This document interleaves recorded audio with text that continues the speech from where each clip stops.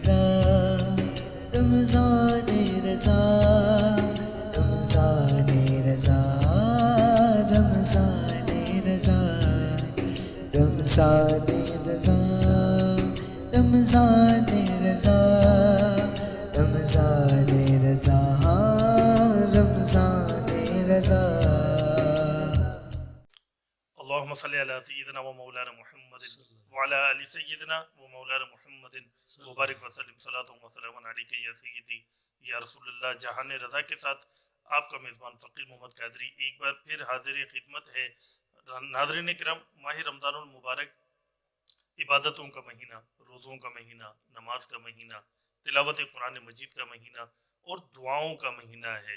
آج ہم جس موضوع پر گفتگو کرنے جا رہے ہیں وہ ہے دعا اور دعا کی اہمیت۔ ماہ رمضان المبارک میں ہمیں دعائیں کیسے کرنی ہیں، قبولیت کے لمحات کون سے ہیں، دعا کرنے کا اجر کیا ہے، ثواب کیا ہے، عبادت میں شمار ہوتا ہے دعا یا کیا اس کا شریعت مطالعہ میں مقام کیا ہے، اس تمام موضوعات پر ہم نے گفتگو کرنی ہے۔ حضرت علامہ جہانگیر نقشبندی صاحب دامت برکاتہم العالیہ کے ساتھ حضرت تشریف لائے۔ حضرت آپ کا بہت شکریہ، آپ ہمارے پروگرام میں تشریف لائے۔ حضور، پہلا سوال میرا یہ ہے کہ دعا کیا عبادت ہے، اس کا کچھ ثواب بھی ملتا ہے، یا دعا ہے کیا، اس کی اصل اہمیت کیا ہے؟ نحمد ونصلی ونسلم علی رسول الکریم صلاۃ و سلام علیک یا سیدی یا رسول اللہ وعلی آلک و اصحابک یا حبیب اللہ۔ رمضان المبارک اللہ تعالیٰ اس کی برکتیں سب کو نصیب فرمائے۔ گزشتہ سال جو محنت کی گئی اور کئی سالوں سے محنت ہو رہی ہے، تو اس کا ایک فائدہ یہ ہوا کہ کافی لوگوں کی اصلاح ہوئی، اور رمضان جیسے لفظ بابرکت کہ دعات کے سیغے کے ساتھ اس کو یاد کیا جانے لگا۔ یہ اچھی بات ہے، ہمیں اس کا بڑا فائدہ پہنچا۔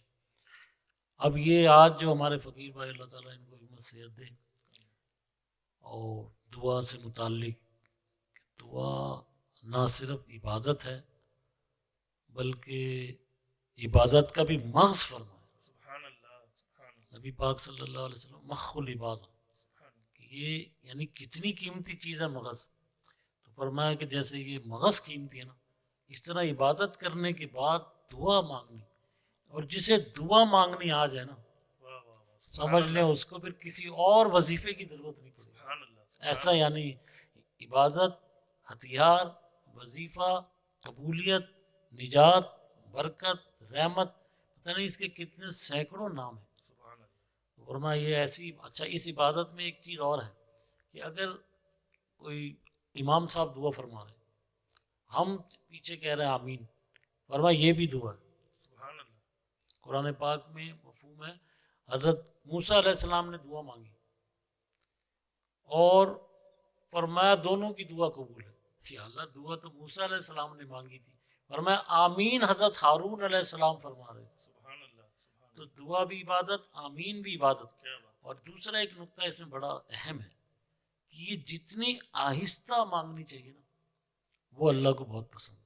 سبحان اللہ، یعنی اس میں چیخنا اور بہت تیز ہو جانا کہ نعوذ باللہ کہ خدا اونچا سنتا معاذ اللہ، یہ مطلب ذہن تو خیر ہوتا ہی نہیں ہے، لیکن ہم بہت، فرمایا اس کا حکم ہی ہے کہ دعا آہستہ مانگو، سبحان اللہ، اور عبادت، نجات اور وظیفہ، تو فرمایا یہ نچوڑ ہوتا ہے۔ اب اکثر ہم دیکھتے ہیں لوگ جو ہے فرض نماز کے بعد فوراً جوتے اٹھا کے، مجبوری بھی ہو سکتی ہے اس میں، ایمرجنسی بھی ہو سکتی ہے اور ہوتا ہے، لیکن اگر کوئی کام نہیں ہے تو فرمایا اس طرح نہیں جاؤ۔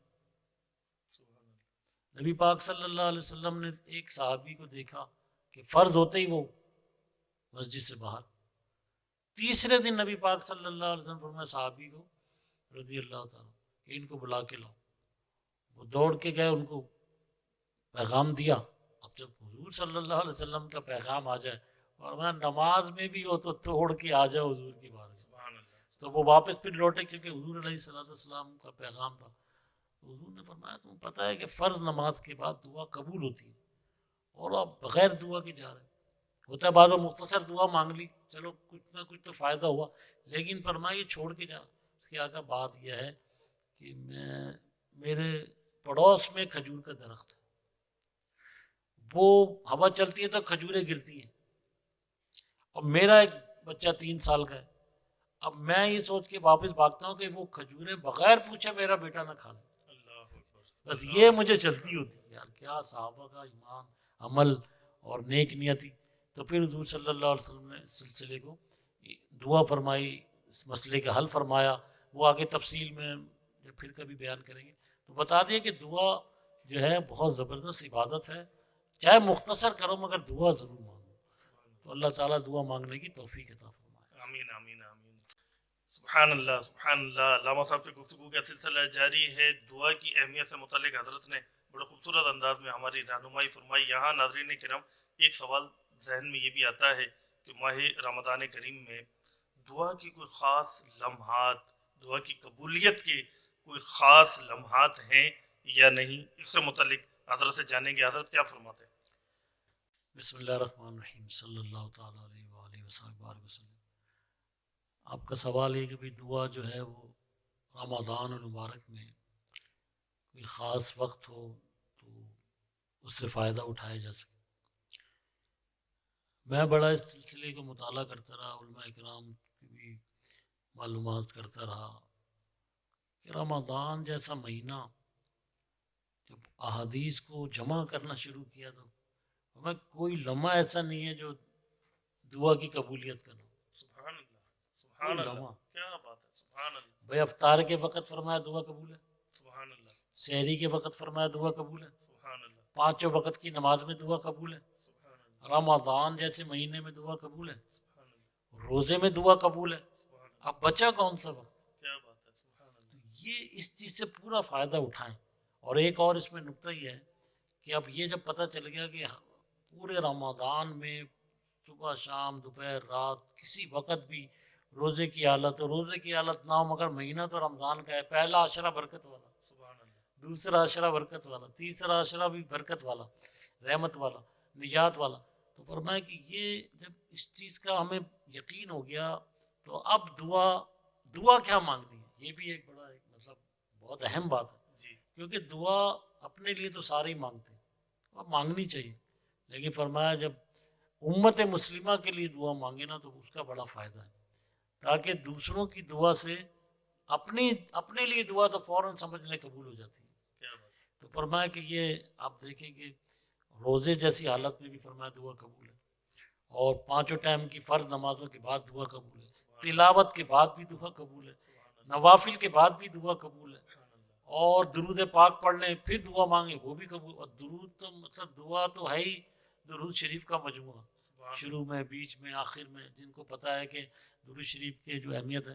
مگر فرمایا دعا وہ طاقت ہے جس کا اندازہ آج ہمیں نہیں ہوا، کہ اگر بعض اوقات فوری بھی قبول ہو جاتی یا کل ہو جائے گی یا 1 گھنٹے بعد ہو جائے گی، ورنہ قیامت کے دن اٹھا کے رکھ دیتا ہے. اور فرمایا قیامت کے دن جب ان دعاؤں کا ثمر دیکھیں گے نا، سبحان اللہ. اس وقت ایک ہی بات بندہ کہے گا کہ یا اللہ میری کوئی دعا بھی وہاں قبول نہیں ہوتی، آج جو مجھے اس کا فائدہ ملے گا نا اس سے بہتر کوئی موقع نہیں. کیا بات ہے. سبحان اللہ. تو میں بس دعا جو ہے نا مانگیں اپنے لیے، امت کے لیے، بیماروں کے لیے.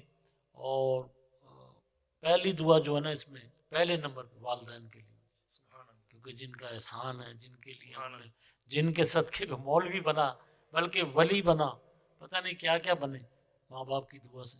اور میں پہلی دعا ماں باپ کے لیے، پھر امت کے لیے، پھر جو ہے اپنے پڑوس کے لیے، رشتہ داروں کے لیے، پھر اپنے لیے بھی مانگ لے. لیکن فرمایا اتنی دعا کے بعد اللہ تعالیٰ اس کی جھولی بھر دے. سبحان اللہ. سبحان اللہ. تو اللہ تعالیٰ میں زیادہ سے زیادہ دعائیں مانگنے کی، دعا کرنے کی، دعا کی تلقین کرنے کی توفیق عطا فرما. آمین آمین. سبحان اللہ سبحان اللہ. ناظرین کرام حضرت کی گفتگو آپ نے سنی. دعا کی اہمیت، دعائیں ہمیں کن اوقات میں کرنی ہے. ماہ رمضان المبارک میں ہمیں سحری میں بھی دعائیں کرنی ہے، افطار میں بھی دعا کرنی ہے. ہر عبادت کے بعد ہم نے اپنے لیے دعائیں کرنی ہے، اپنے والدین کے لیے دعائیں کرنی ہے، اپنے متعلقین کے لیے ہم نے دعائیں کرنی ہے. ساتھ ساتھ ناظرین کرام جب حضرت گفتگو فرما رہے تھے تو میرے دل میں یہ بات آ رہی تھی.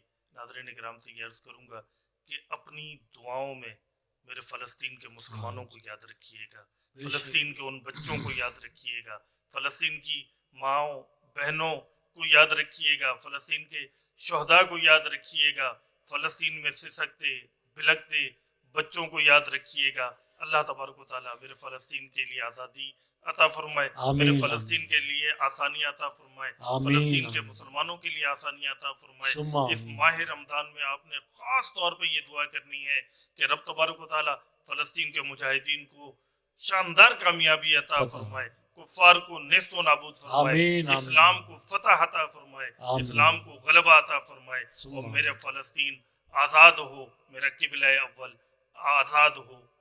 آج کی اس پیغام کے ساتھ اپنے میزبان فقیر محمد قادری کو اجازت دیجیے۔ کل انشاءاللہ اسی وقت اسی چینل پر نئے پروگرام کے ساتھ حاضر خدمت ہوں گا۔ والسلام علیکم ورحمۃ اللہ وبرکاتہ۔